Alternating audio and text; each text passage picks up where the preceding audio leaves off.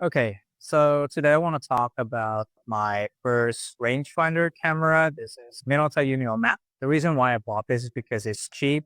I bought it from Japan. It only cost me like 300,000 rupiah. It's around 25 US dollars, so it's a bargain. On the listing, it was considered as a junk. But when I got it in my hand, it really performed well. The focusing patch is good. The light meter is pretty accurate. The exposure system, it's good enough. So I got no problems with it. So I think it's a good thing that I have this. Let's start with the background of the camera itself. So, the Minolta Uniomat released first in 1960s. So it has three generations, and I believe I got the first generations. The difference is on this latch, this backdoor latch. The newer generations is on the top, and mine was at the bottom. Also, minor details like switch. As you can see, the switch. I think that's pretty much it. The difference. The reason why I love this camera is because beginner friendly. They called it automatic exposure system. Instead of trying to figure out using the shutter speed and aperture to have a perfect exposure, all you need is to rotate this barrel, and this barrel moves the needle indicator. So you just have to match with the needle to get the perfect exposure.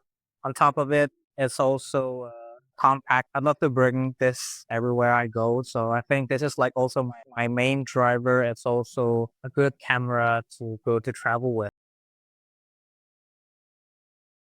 The reason why this is my main driver is because it's easy to use. It builds like a tank, and the quality of the picture itself, there's not much degradation of the quality, although it's built in the 60s. Yeah, I really love having this.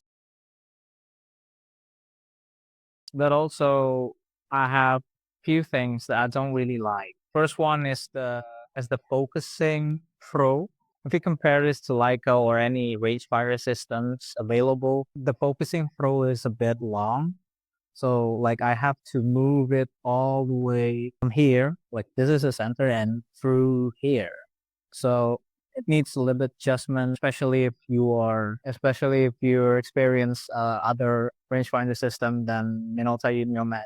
The second one is about the exposure. So people have been talking that the camera is always compensate highlights. So the highlights most likely to be overexposed. In my case, I used to like move it past one stop to create the perfect exposure that matching to my taste. Oh, yeah. Also, one thing, it's the film's advanced lever is travels a long way. So you have to go to the front like this. That's something that I don't like, but I can live with it. But it's going to be a problem if I have to, capture a decisive moment or moving objects that I want to take very, very fast. So yeah. Other than that, I think I got no problems with it. This camera has a shutter lead mechanism, so if you can hear it, like it's pretty smooth. It's if you're a street photographer, it's a perfect film camera. You can actually make this like a point and shoot as long as you master your focusing distance. So I cannot recommend you anything, but you need to try it yourself. I guess I'll see you later.